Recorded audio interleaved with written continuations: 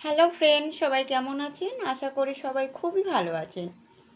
তো এই তালের মরশুমে আমরা প্রায় অনেকেই তালের ফুরুলি বা তালের বড়া খেয়েছি। তো আজকে আমরা করব তালের পায়েস। তার জন্য ফার্স্ট আমরা নিয়ে নিলাম একটি তাল।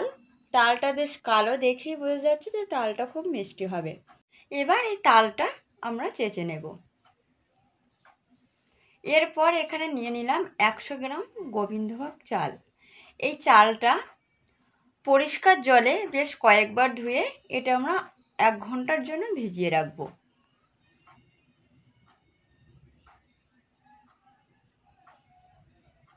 তো এটা এবার আমরা ঢাকনা দিয়ে দেব। এরপরে আমরা তালটা চেঁচে রেডি করে নিলাম এবং একটা নারকেল কুড়ে নিলাম। একটা কড়াইতে 1 কাপ পরিমাণ জল দিয়ে জলটা একটু ফুটে উঠলে এর মধ্যে আমরা দিয়ে দিলাম যে গোবিন্দভোগ চালটা আমরা ভিজিয়ে রেখেছিলাম। দিয়ে দিলাম তেজপাতা, 4 পিস গরম মশলা দিয়ে এটা আবার সিদ্ধ করে নেব। জলটা ভালোভাবে ফুটে উঠলে এর মধ্যে দিয়ে দিলাম হাফ চামচের কম লবণ। এরপর চালটা 15 মিনিট আমরা ফুটিয়ে নিলাম। এর মধ্যে প্রায় সিদ্ধ হয়ে গেছে।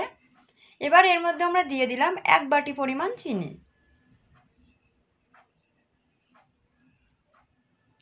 একটু নাড়িয়ে চাড়িয়ে নেওয়ার পর দিয়ে দিলাম তাল।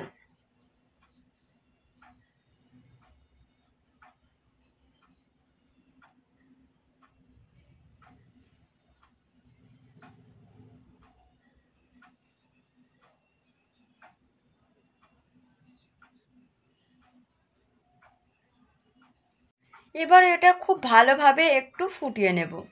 এটা খুব ভালোভাবে ফুটে উঠলে এরপর এর মধ্যে দিয়ে দিলাম যে নারকেলটা আমরা কুড়ে রেখেছিলাম।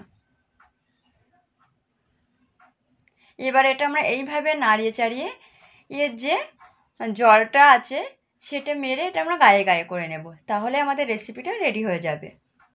তো আমরা গ্যাসের জালটা একটু আস্তে দিয়ে এইভাবে নাড়িয়ে চাড়িয়ে এটা আমরা এর জলটা মেরে পুরো গায়ে গায়ে করে নেব। তো আমাদের পায়েসটা রেডি হয়ে গেছে, দেখতে পাচ্ছেন এটা পুরো গায়ে গায়ে এসে গেছে। এটা এখন এতটা পাতলা মনে হচ্ছে, এটা ঠান্ডা হয়ে গেলে বেশ গাঢ় হয়ে যাবে।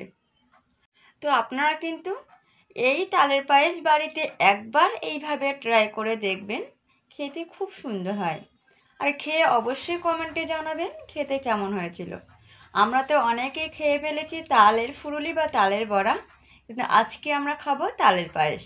তো চলুন, ভিডিওটি ভালো লাগলে পেজে একটা সাবস্ক্রাইব করে আমার পাশে থাকবেন।